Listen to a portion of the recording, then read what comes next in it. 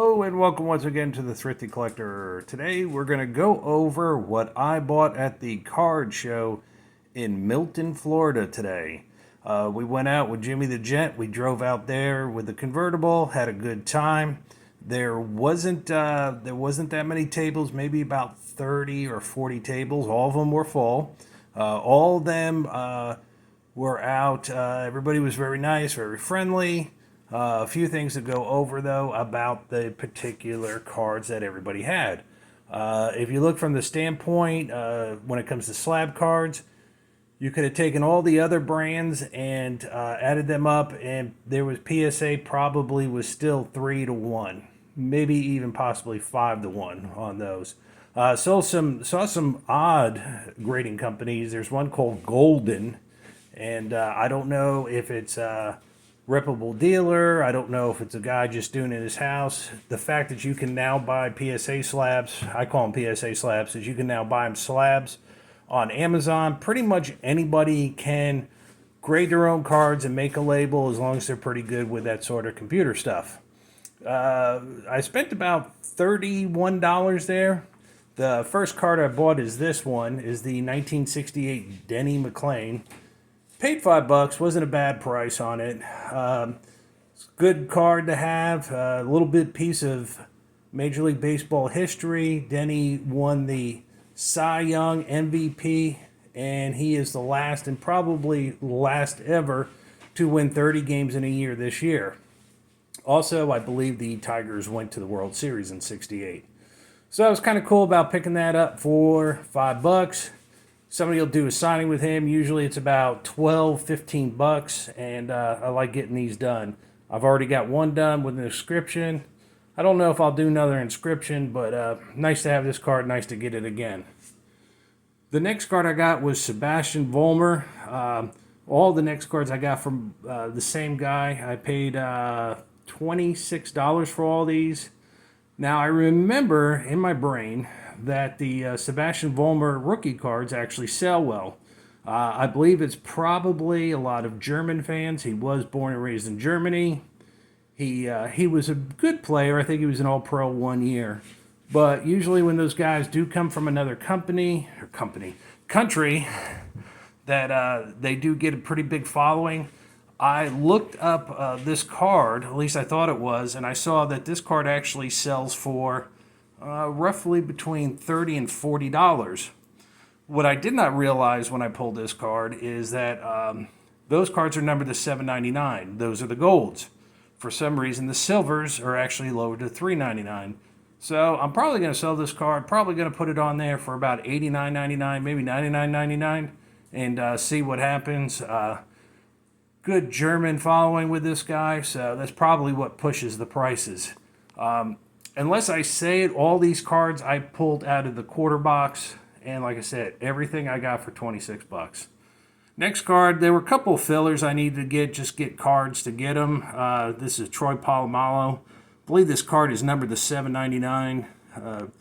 When you pull cards out of a quarter box or out of a dollar box, you want to go ahead and pull a couple cards that you think that you can sell real quick and try to make some of your money back, because if you pull 20 cards out of the dollar box, if you can sell 3 or 4 or 5 of them or such and get to keep all the other ones, get all your money back, you're doing pretty good.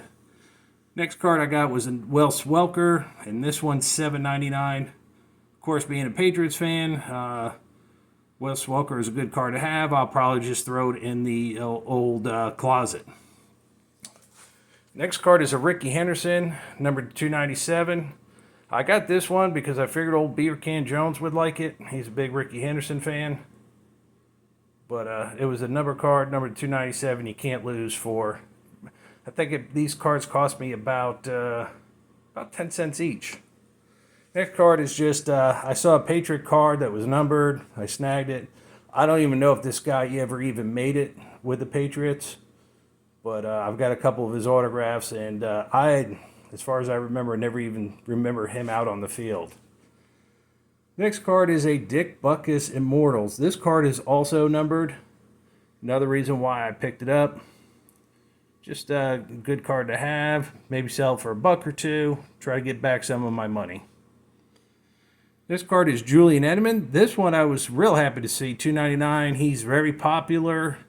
He does a lot of commercials. He's got a very big Patriot following, very big Jewish following.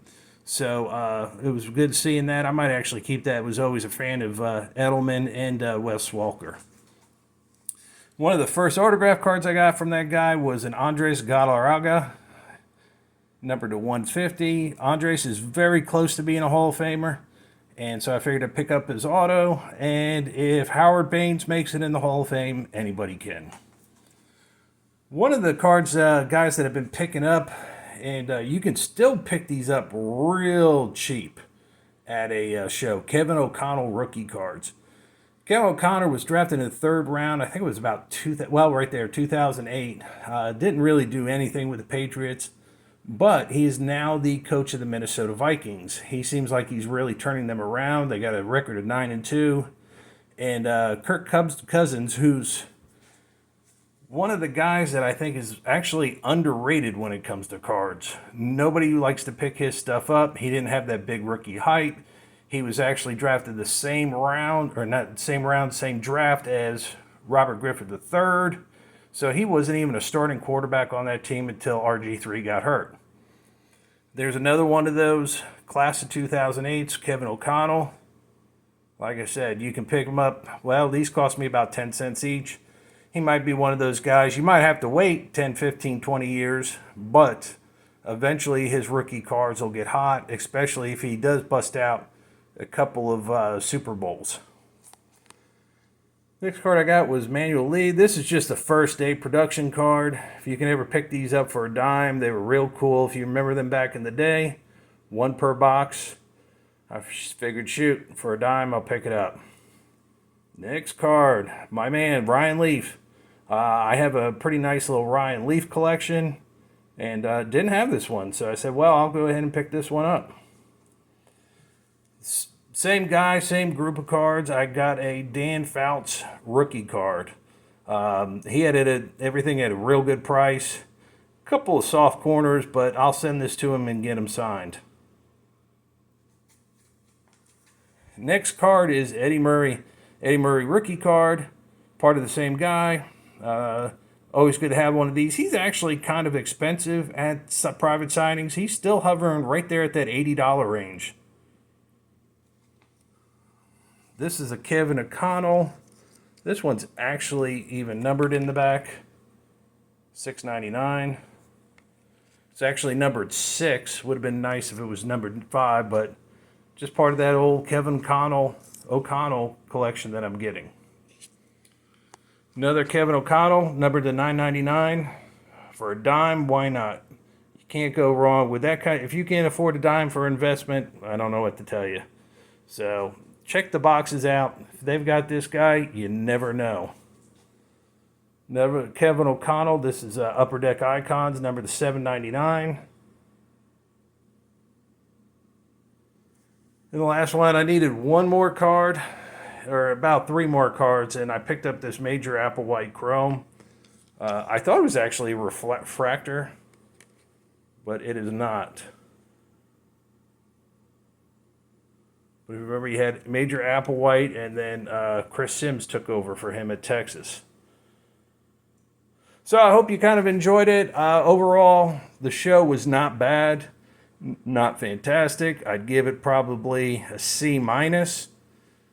And I hope there's going to be some more shows. They're kind of fun to go to. Actually, we're going to another show at the end of the month, middle of the month, December 16th in Panama City, Florida.